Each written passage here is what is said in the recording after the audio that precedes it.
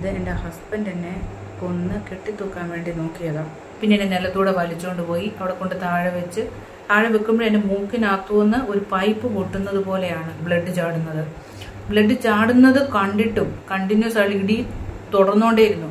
എൻ്റെ 3 കുഞ്ഞുങ്ങളുടെ ജീവന് ഇപ്പോൾ ഭീഷണിയുണ്ട്.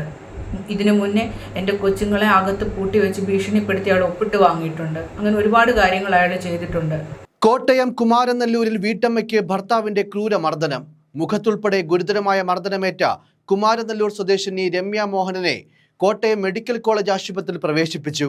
ഒളിവിലുള്ള ഭർത്താവ് ജയൻ ശ്രീധരനെ കണ്ടെത്താനുള്ള ശ്രമത്തിലാണ് പോലീസ്.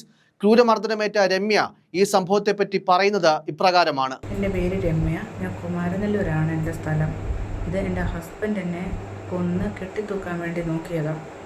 അയാളുടെ ജീവിതത്തിനും അയാളുടെ അതിനെല്ലാത്തിനും മെയിനായിട്ടുള്ളൊരു തടസ്സക്കാരി ഞാൻ മാത്രമാണ്. അയാൾ പറയുന്നത് ഭാര്യയായിട്ടിരിക്കുന്നത് കൊണ്ട് അയാളുടെ സ്വത്തിന് ഞാൻ അവകാശിയാണ്.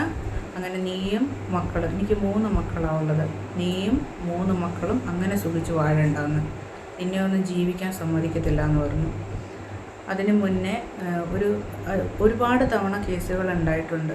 പലതവണ കേസുകൾ ഉണ്ടായപ്പോൾ പോലും ഭീഷണിയിലും വഴങ്ങിയിട്ടും അല്ലാതെയൊക്കെ ഞാൻ അയാൾ ഓരോ കേസിലും കോംപ്രമൈസ് ചെയ്ത് കൊടുത്തു. എന്നിട്ട് പോലും ഒരിക്കൽ പോലും അയാൾ നന്നായില്ല. വർഷങ്ങളായിട്ട് 2006 തൊട്ട് ഞങ്ങൾ ഖത്തറിലായിരുന്നു ഒരുമിച്ച് താമസിച്ചുകൊണ്ടിരുന്നത്.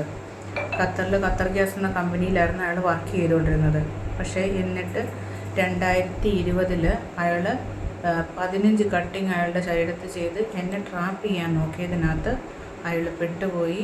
വർഷങ്ങളായിട്ട് അയാൾ എന്നെയും കുട്ടികളെ, എനിക്ക് 3 മക്കളുണ്ട്, ആ 3 എണ്ണത്തിന് എന്നെയും കൂടെ മുറിയിലിട്ടിട്ടാണ് അയാൾ ചവിട്ടി കൂട്ടുന്നത്.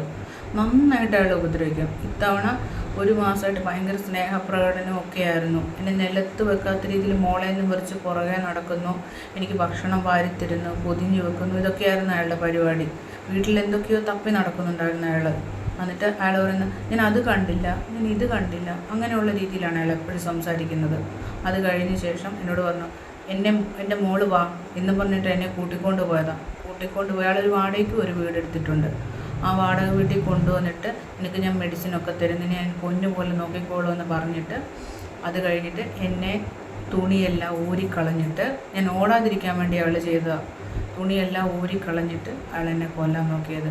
അയാൾ എന്നെ നിലത്ത് വലിച്ചഴച്ച് എൻ്റെ മുഖത്തും മൂക്കിനും വായ്ക്കും എല്ലാം ഇടിച്ച് എൻ്റെ തൊണ്ടയും പെടലി എല്ലാം കൂടെ ചേർത്ത് പിടിച്ചിട്ടാണ് എൻ്റെ തലയെല്ലാം ഭിത്തിക്കിട്ടിട്ട് ഇടിച്ച് പിന്നെ എന്നെ നിലത്തൂടെ വലിച്ചുകൊണ്ട് പോയി അവിടെ കൊണ്ട് താഴെ വെക്കുമ്പോൾ എൻ്റെ മൂക്കിനകത്തുനിന്ന് ഒരു പൈപ്പ് പൊട്ടുന്നത് പോലെയാണ് ബ്ലഡ് ചാടുന്നത് കണ്ടിട്ടും കണ്ടിന്യൂസ് ആയി ഇടി തുടർന്നുകൊണ്ടേയിരുന്നു. പിന്നെ എൻ്റെ പുറം, എൻ്റെ ബാക്ക് എല്ലാം ഇടിച്ചിട്ടുണ്ട്, എൻ്റെ കാല് കടി അതെല്ലാം അയാൾ ചെയ്യുന്നുണ്ട്. എന്നിട്ട് ലാസ്റ്റ് ആ നിലത്ത് കിടക്കുന്ന ബ്ലഡ് എല്ലാം കൂടെ അയാളൊരു തോർത്തിൽ പിഴിഞ്ഞിട്ട് രസിക്കുക.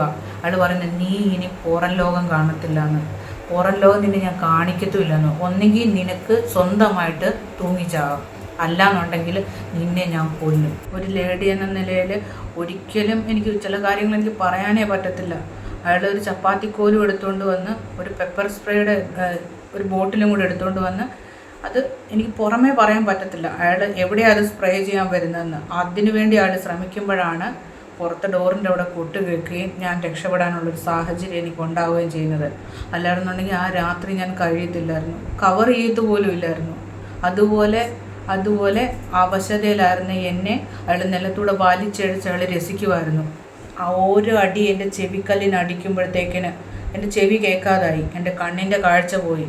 നീ ഇനി ഇങ്ങനെ കണ്ടേച്ചാൽ മതിയെന്ന്, നീ ഇനി ജീവിക്കാൻ പാടില്ല എന്ന്. ഇവിടുത്തെ നിയമത്തിന് ഇത്രയേ ഉള്ളൂ. ഒരുപാട് പെണ്ണുങ്ങൾ കേസ് കൊടുക്കുന്ന കള്ളക്കേസാണെന്ന് നാട്ടിലെല്ലാം പ്രചരിക്കുന്നുണ്ട്. അതിനകത്ത് നിൻ്റെ ഒരു കേസ് ഒതുങ്ങി തീരത്തേ ഉള്ളൂ. അയാളുടെ പൈസയ്ക്ക് മേളിൽ ഈ ഇന്ത്യയിലെ നിയമത്തിന് ഒന്നും ചെയ്യാൻ പറ്റത്തില്ല എന്നുള്ള ഭീഷണിയിലാണ് അയാളിപ്പോൾ ഇരിക്കുന്നത്. എൻ്റെ 3 കുഞ്ഞുങ്ങളുടെ ജീവന് ഇപ്പോൾ ഭീഷണിയുണ്ട്. ഇതിനു മുന്നേ എൻ്റെ കൊച്ചുങ്ങളെ അകത്ത് പൂട്ടി വെച്ച് ഭീഷണിപ്പെടുത്തി അയാൾ ഒപ്പിട്ട് വാങ്ങിയിട്ടുണ്ട്. അങ്ങനെ ഒരുപാട് കാര്യങ്ങൾ അയാൾ ചെയ്തിട്ടുണ്ട്.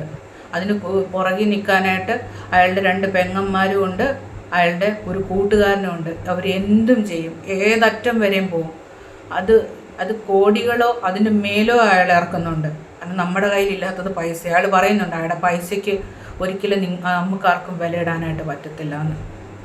അതുകൊണ്ട് എൻ്റെ കുഞ്ഞുങ്ങളുടെ ഞാൻ ജീവിച്ചിരിക്കുന്നത് പോലെ തന്നെ ഇന്ന് അതുപോലെ എൻ്റെ കുഞ്ഞുങ്ങൾ ജീവിച്ചിരിക്കണം. എനിക്ക് പറ്റാവുന്നത്ര ഞാൻ എൻ്റെ കുഞ്ഞുങ്ങളെ പ്രൊട്ടക്റ്റ് ചെയ്യും.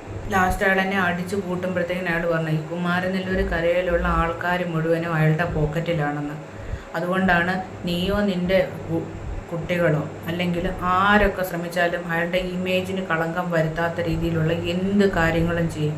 അതിനുവേണ്ടിയുള്ള വക്കീലും പിൻബലവും ഒക്കെ അയാൾക്കുണ്ടെന്ന് പറഞ്ഞു. അതിന് ചവിട്ടിക്കൂട്ടി നമ്മൾ കുഴിച്ചു മൂടിയാലും പുറം ലോകത്ത് ഒരു മനുഷ്യനും അറിയാത്ത രീതിയിൽ ചെയ്യാനുള്ള ആളും പിൻബലവും അയാൾക്കുണ്ടെന്നാണ് അയാളുടെ ഭീഷണി. അതിന് ഏത് മാർഗം സ്വീകരിക്കാനും അയാൾ തയ്യാറാണെന്ന് പറഞ്ഞിട്ടുണ്ട്. അതുമാത്രമല്ല, അയാൾ ഉണ്ടാക്കി വെച്ചേക്കുന്ന ഇമേജ് ഒരു പാവം, അയാളെക്കുറിച്ച് അങ്ങനെ മാത്രമേ ഏത് മനുഷ്യനോട് ചോദിച്ചാൽ പറയത്തുള്ളൂ. അതിനുള്ളത് ഞാനിവിടെ സമ്പാദിച്ച് വെച്ചിട്ടുണ്ട്. അതുകൊണ്ട് നീ എന്തൊക്കെ ശ്രമിച്ചെന്ന് പറഞ്ഞാലും നിനക്ക് നീതി കിട്ടാത്ത എല്ലാ കാര്യവും ഞാൻ ചെയ്യും. അതിന് ഞാൻ ശ്രമിക്കുകയും ചെയ്യുന്നതാണ് അയാളുടെ ഭീഷണി. കുമാരനെല്ലൂർ പുത്തേട്ട് വീട്ടിൽ രമ്യ മോഹനാണ് ഭർത്താവിന്റെ ക്രൂരപീഡനത്തിന് ഇരയായത്. വർഷങ്ങളായി അതിക്രൂരമായി ഭർത്താവ് ജയൻ ശ്രീധരൻ മർദ്ദിക്കുന്നതായി രമ്യ പറയുന്നു. ഇരുവർക്കും 3 കുട്ടികളാണുള്ളത്. ഭർത്താവിനും കുടുംബത്തോടൊപ്പം ഖത്തറിലായിരുന്നു നേരത്തെ താമസം. ഇവിടെ വെച്ചും ക്രൂരമർദ്ദനം ഉണ്ടായിട്ടുണ്ടെന്ന് രമ്യ പറയുന്നു. പെപ്പർ സ്പ്രേ ഉൾപ്പെടെ ഉപയോഗിച്ചുകൊണ്ടുള്ള ക്രൂരപീഡനവും ഉണ്ടായിരുന്നതായി രമ്യ വെളിപ്പെടുത്തി. 8-ാം തീയതി രാത്രിയാണ് ജയൻ വീണ്ടും ആക്രമിച്ചതെന്ന് രമ്യ പറയുന്നു. സംഭവത്തിൽ കോട്ടയം വെസ്റ്റ് പോലീസ് പ്രതിക്കായി തിരച്ചിൽ തുടങ്ങി. കുട്ടികൾക്ക് നേരെയും ഭീഷണിയുള്ളതായി പരാതിയിൽ സൂചിപ്പിച്ചിട്ടുണ്ട്. എന്തായാലും അതിക്രൂരമായ ഒരു പീഡനമാണ് ഭർത്താവിൽ നിന്നും കോട്ടയം കുമാരനെല്ലൂർ സ്വദേശിനി രമ്യ മോഹന് നേരിടേണ്ടി വന്നത്.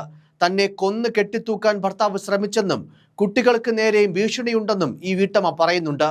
മുഖത്തെ മാത്രം ആ ചതവുകളും പാടുകളും കണ്ടാലും എത്ര ക്രൂരമായിരുന്നു ആ ആക്രമണമെന്ന് നമുക്ക് മനസ്സിലാകും. ഒളിവിലുള്ള ഭർത്താവ് ജയൻ ശ്രീധരനെ പിടികൂടാനുള്ള ശ്രമത്തിലാണ് നിലവിലിപ്പോൾ പോലീസ്. News desk, Focus News TV.